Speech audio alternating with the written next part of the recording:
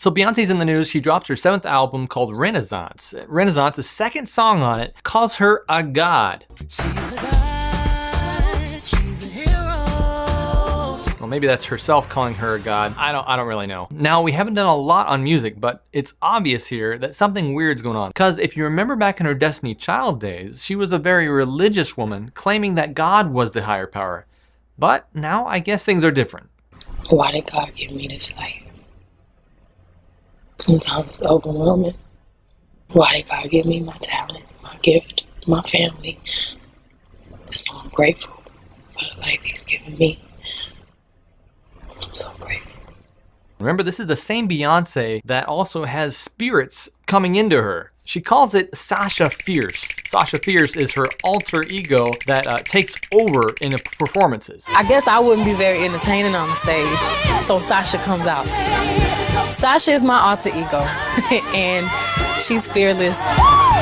You know, she can do things that I cannot do when I'm in rehearsal.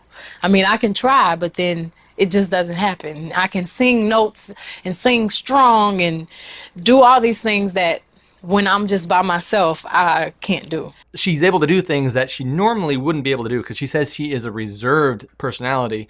But this Sasha Fierce comes out of her and causes her to perform in ways that she couldn't normally perform otherwise. Sasha Fierce, or Beyonce, is also married to Jay-Z, another popular singer who is well known for his hand signals. Now, I don't put too much credit into symbology and stuff like that because even I, in my own documentaries, have been accused of putting my hands together the wrong way in Starfall. It's interesting, though, that when you're forcing it and putting your hands in signs and showing the crowd, you might be giving signals to other things that perhaps are a part of your life.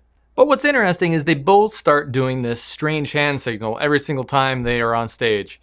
And primarily Jay-Z and now Sasha Fierce, or who I guess is Beyonce, are using these hand signs interchangeably. So many people have caught on that she spoke about it in one of her songs. Some of her lyrics even say that she thinks this is corny. Y'all haters corny with that Illuminati mess. She thinks it's corny that people think she's a part of the Illuminati. Well, here's a thought. Stop dropping anti-Christian symbology at your concerts. Symbols like the Eye of Providence and the All-Seeing Eye are often associated with secret societies like Freemasonry or the Illuminati, if they even call themselves that anymore. But what's the most interesting about this whole thing, the most recent news, is that she has said that, oh yeah, by the way, I want to dedicate this to all the fallen angels. Let's read this together. She says, I want to give special thanks to Rumi, Sir, and Blue for allowing me the space, creativity, and inspiration. And a special thanks to my beautiful husband and muse who held me down during those late nights in the studio. A big thanks to you, my Uncle Johnny. He was my godmother and the first person to expose me to a lot of the music and culture that served as an inspiration for this album. So her gay uncle inspired her to write this album. The same one that says that she's a god? All right, that's just a side note. I just find that interesting. Thank you to all the pioneers who originate culture, to all of the fallen angels whose contributions have gone unrecognized for too long. This is a celebration for you. And then she goes on to thank her crew, her producers. But what I find is interesting is if it was about Uncle Johnny, she put him, and then she talked about pioneers, and then she talked about the fallen angels. If she was talking about Johnny as a fallen angel, she wouldn't have separated them into separate categories and then inserted pioneers in the middle of them. I mean, I suppose she could be talking about dead friends, but I just don't see, with her track record and being in the church at one time, I just don't see her using those words to refer to any of her friends if she knows really what she's dealing with. Fallen angels are not something you call your dead friends. Or dead people that have been friends with you that you know. So there's something strange going on here. What do you think?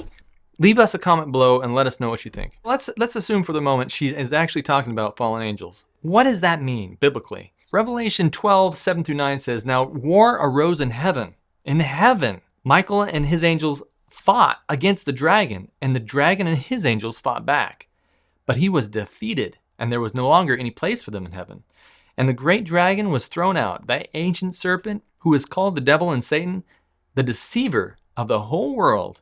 He was thrown out to the earth, and his angels were thrown down with him.